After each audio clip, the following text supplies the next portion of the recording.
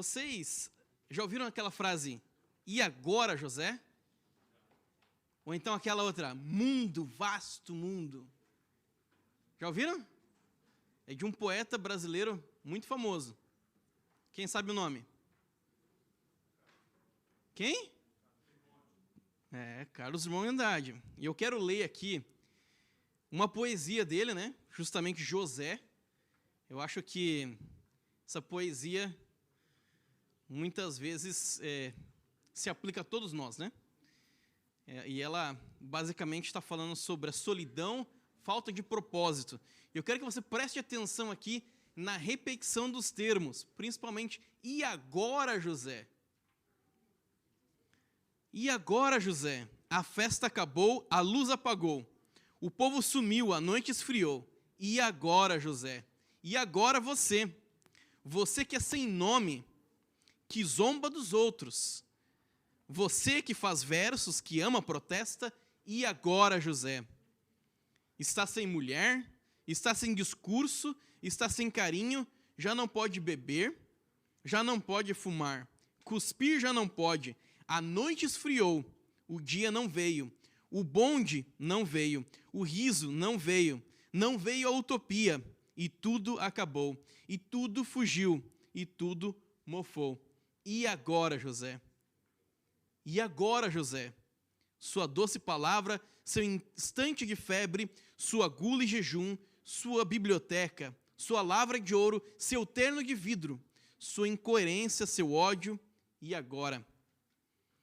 Com a chave na mão, quer abrir a porta, não existe porta, quer morrer no mar, mas o mar secou, quer ir para Minas.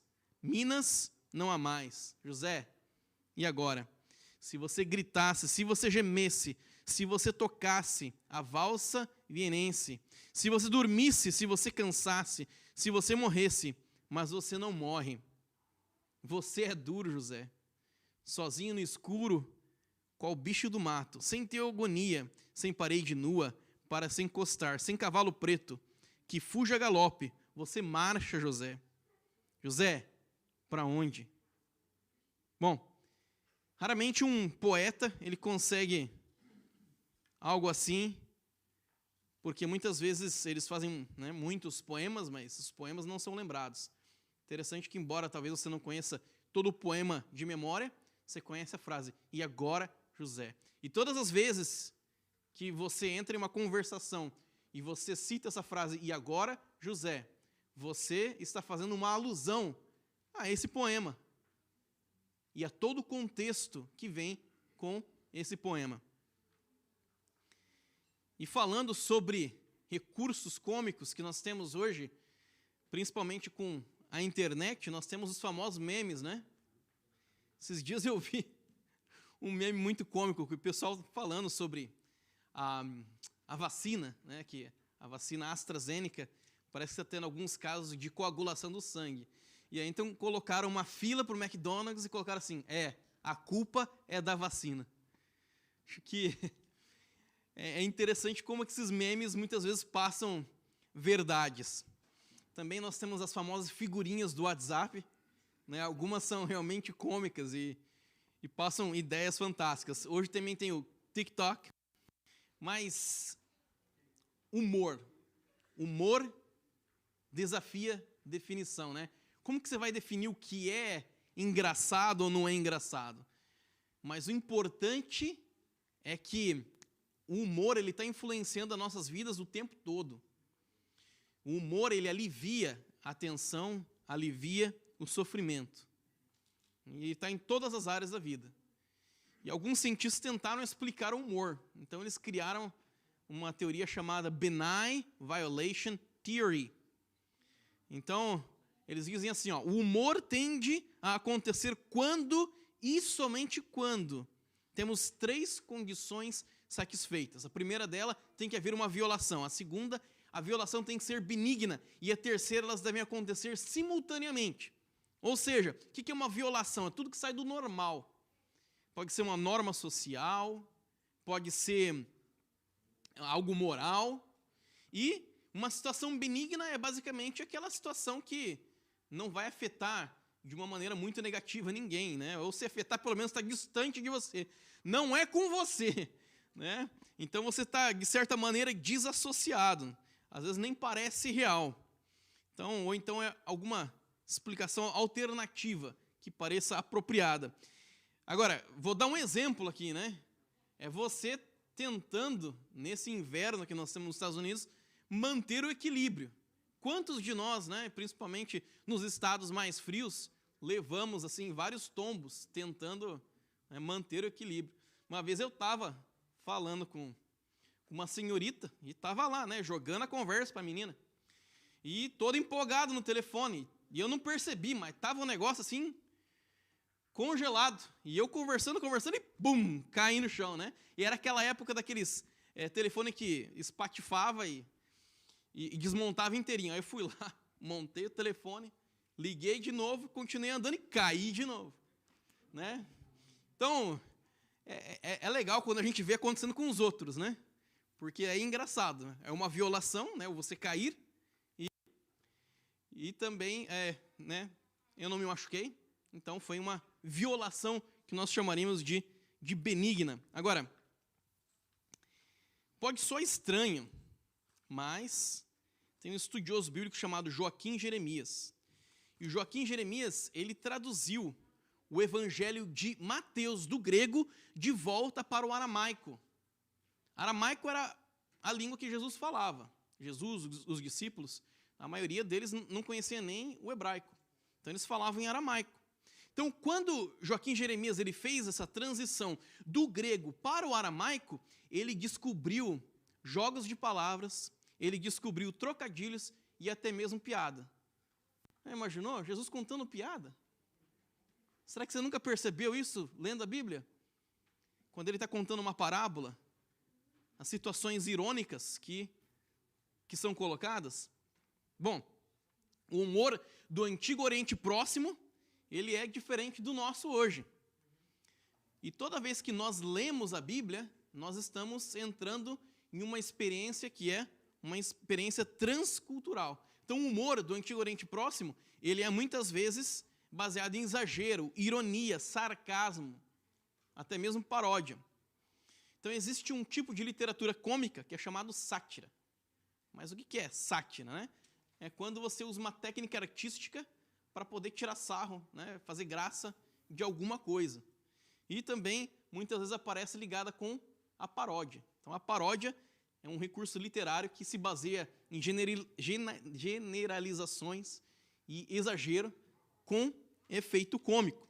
Então, a gente vai estudar hoje um texto da Bíblia que ele tem algo muito similar com uma sátira chamada menipeana. E é uma mistura indecorosa de elementos e estilos cômicos com coisas sérias. Lembra que eu falei para você prestar atenção no começo aqui do sermão, na poesia que eu falei sobre as repetições?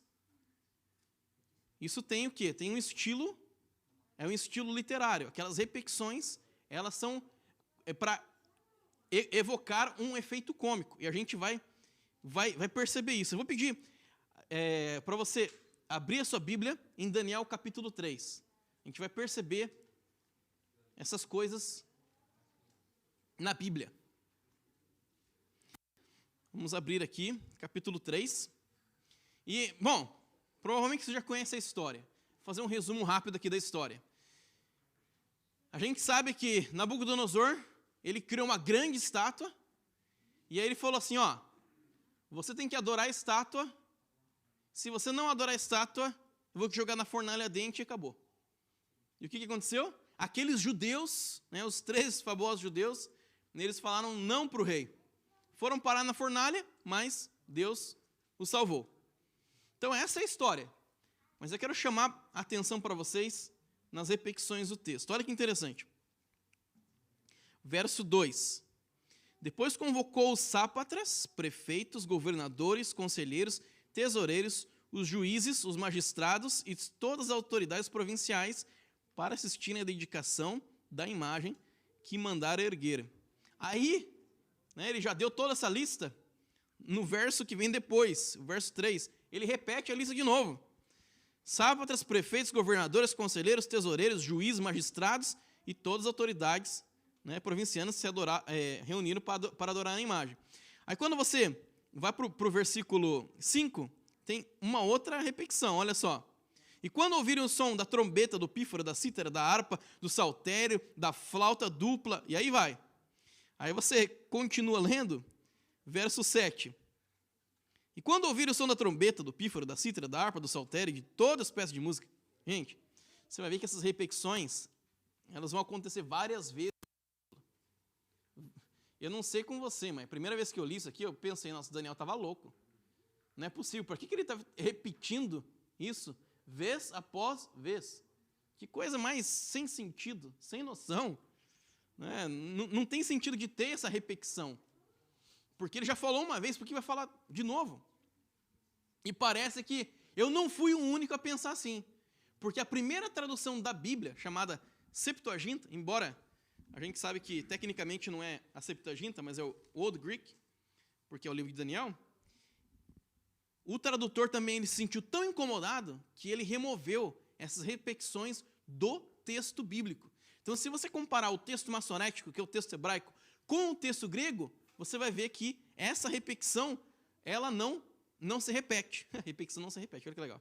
Bom, parece sem propósito essa repetição, mas a repetição ela é essencial para a gente compreender o significado do texto. Então, a repetição ela tem sim um propósito. Na verdade, é um dispositivo cômico.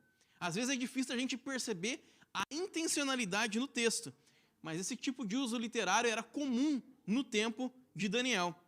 Então, falando de Daniel, eu penso que Daniel ele era um piadista. Como assim, né, meu? Profeta piadista? É.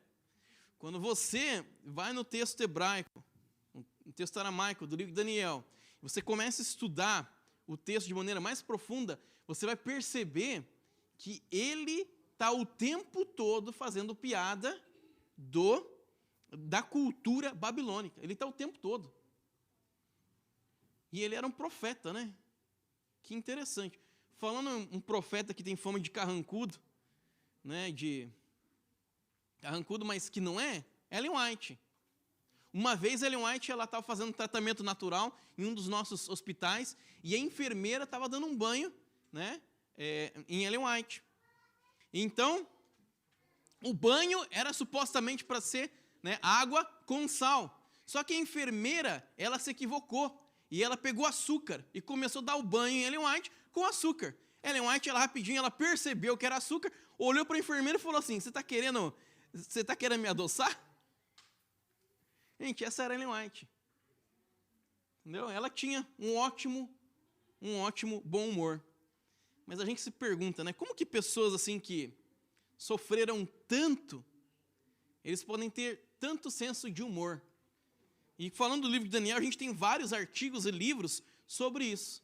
E é uma lição para a gente, porque muitas vezes a gente pensa que para ser cristão, você tem que ser carrancudo. Se não for carrancudo, grumpy, né? Então você não pode ser cristão. Mas o livro de Daniel ele mostra o contrário, né? E tem um comentarista falando sobre o livro de Daniel e essa veia cômica que ele tem. Olha que interessante que ele fala. A veia cômica de maneira nenhuma prejudica a intenção séria. O texto carrega mensagens significativas, quer reforçando convicções religiosas, na iluminação do coletivo, na manutenção de práticas e tradições antigas ou na reafirmação da identidade nacional. Para esses autores, humor pode causar avanço de objetivos sérios através da ridicularização de seus inimigos ou até mesmo zombando de seus defensores. Não existe inconsistência aqui. A comédia é raramente mais efetiva do que quando esta é séria. Olha que paradoxo. A comédia é raramente mais efetiva do que quando esta é séria. Na verdade, quando você estuda literatura profética, você vai descobrir que a ironia ela é inerente à literatura profética. Só lembrar de Elias. Elias está lá, né, no Monte Carmelo, os profetas de Baal, ele falando assim: e aí, cadê o seu Deus? Ele não está dormindo? Será que ele não foi no banheiro? Ele é mó palhaço. E essa era o quê? É característica da literatura literatura profética, eles faziam isso mesmo, eles ridicularizavam. Isso era para o quê? Para quebrar a norma, porque às vezes o povo estava tão fora da realidade que eles tinham que levar um choque. E então, os profetas, eles iam para esse estilo de literatura. E voltando aqui no capítulo 3, a gente vê que o rei Nabucodonosor está meio paranoico. E se a gente não entender o contexto que está acontecendo aqui, fica estranho. Mas no 10º ano do reinado de Nabucodonosor, tentaram um golpe, tentaram tirar ele de rei, tentaram assassinar o rei. E quando a gente vai nos textos, os textos que falam sobre a vida de Nabucodonosor, ali na Babilônia, o rei Nabucodonosor, ele fala que ele com suas próprias mãos matou o usurpador dentro do palácio.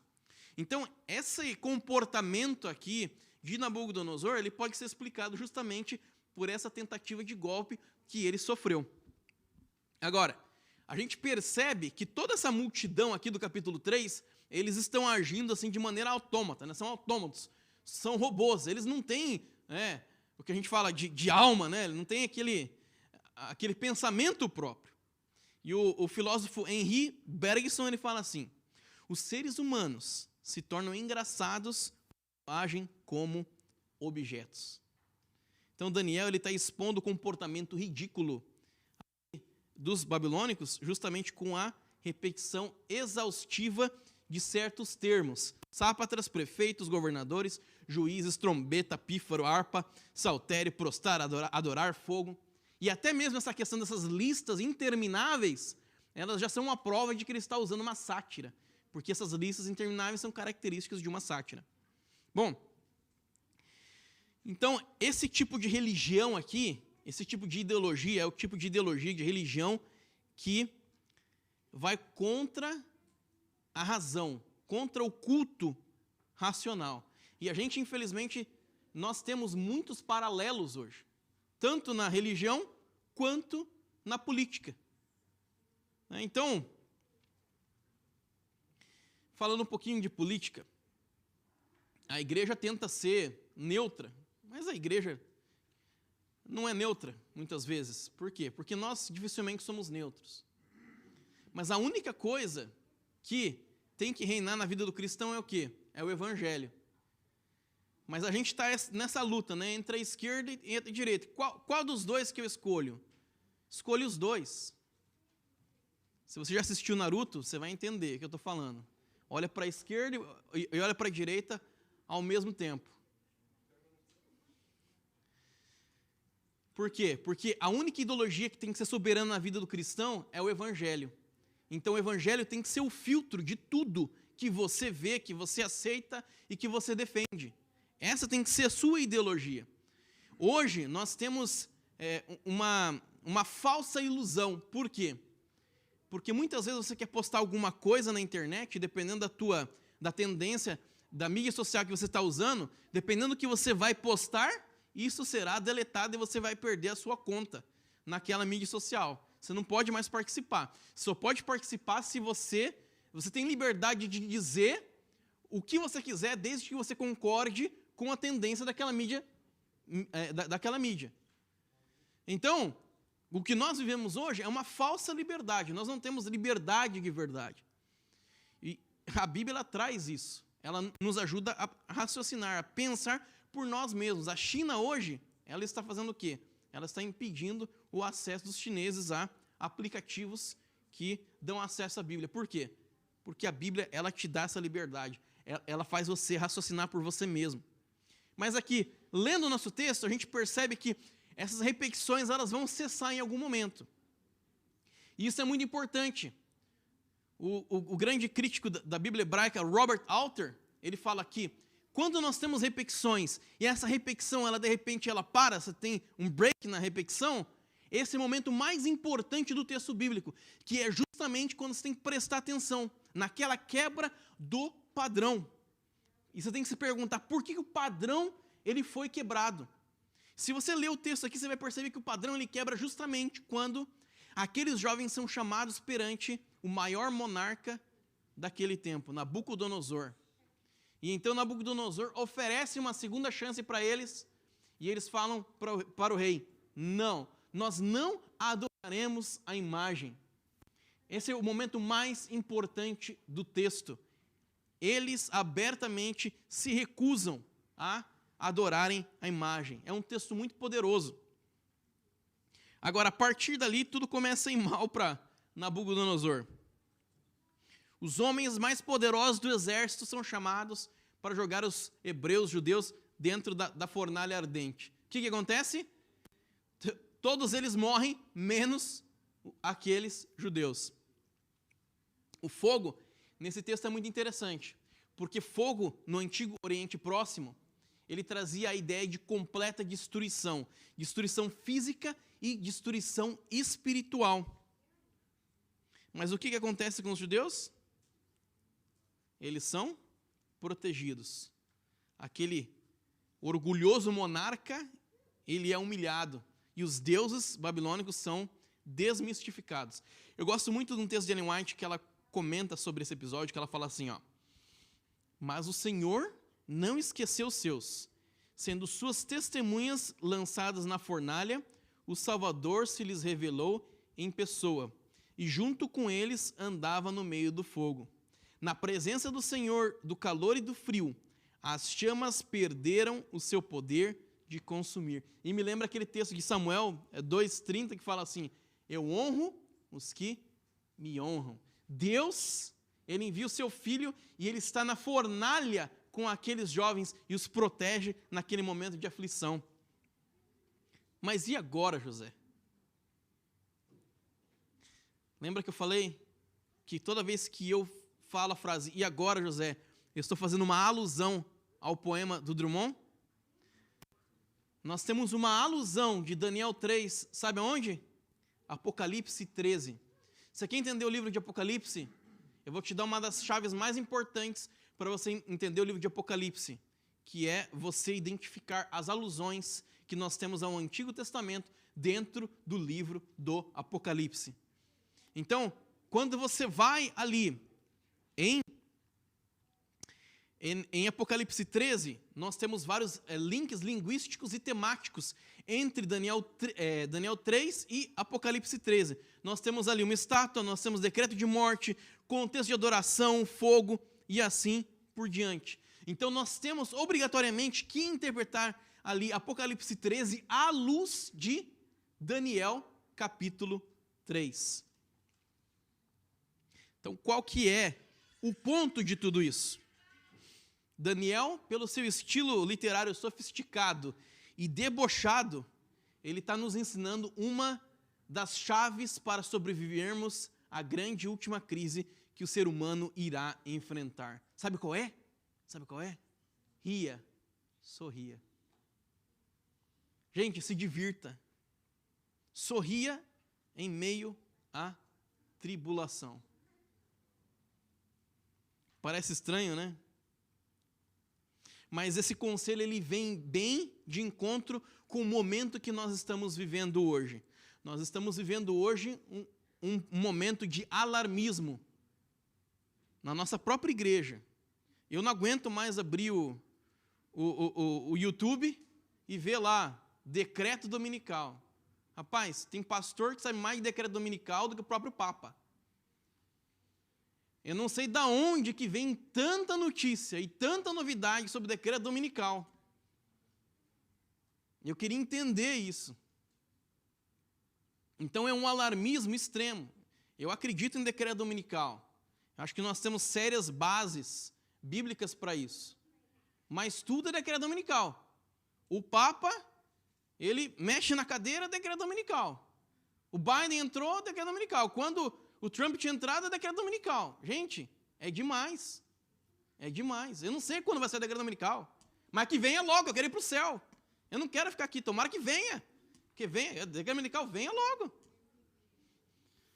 Então, eu até gostei de um sermão que eu vi aqui nessa igreja. A mocinha, ela pregou sobre Mateus 24. E ela analisou o texto de Mateus 24 melhor do que muitos pastores hoje da nossa igreja estão fazendo. Porque o que está acontecendo? Os pastores estão falando assim, olha, é a pandemia. É o coronavírus. Jesus está voltando, gente, vamos se converter agora. Olha só. E é assim. Só que daí, ela pegou, Mateus 24, ela falou assim, Jesus falou que nós teremos fome, nós teremos guerra, nós teremos peste, mas esse ainda não é o fim. É o que Jesus está falando, gente. Eu não estou querendo minimizar o sofrimento de ninguém aqui. Milhões já morreram. Mas Jesus falou que isso seria, infelizmente, o que é normal no mundo hoje. É o normal. Você ter uma pandemia, não ter pandemia, isso não mostra que Jesus está mais perto ou está mais longe. Porque se você for analisar desse ponto de vista, você verá que a peste negra, a gripe espanhola, foram muito piores do que está sendo o corona hoje. A Primeira Guerra Mundial, a Segunda Guerra Mundial foram muito piores. Se eu for nessa linha de pensamento, então Jesus ele estava vindo e agora ele pisou no freio, né? Porque as coisas agora estão melhor, não estão pior. Então, gente, eu não sei quando Jesus voltar, não sei quando vai sair o decreto dominical. Também, sinceramente, eu não estou nem um pouco preocupado com o decreto dominical. Porque eu sei que lá na China tem 1 bilhão de pessoas que não conhecem o nome de Jesus. Na Índia. Então, minha preocupação, sinceramente, o decreto dominical é zero. Acho que o nosso esforço tem que ser fazer o quê? Pregar o evangelho. Então, virá o fim. E o texto aqui é fantástico.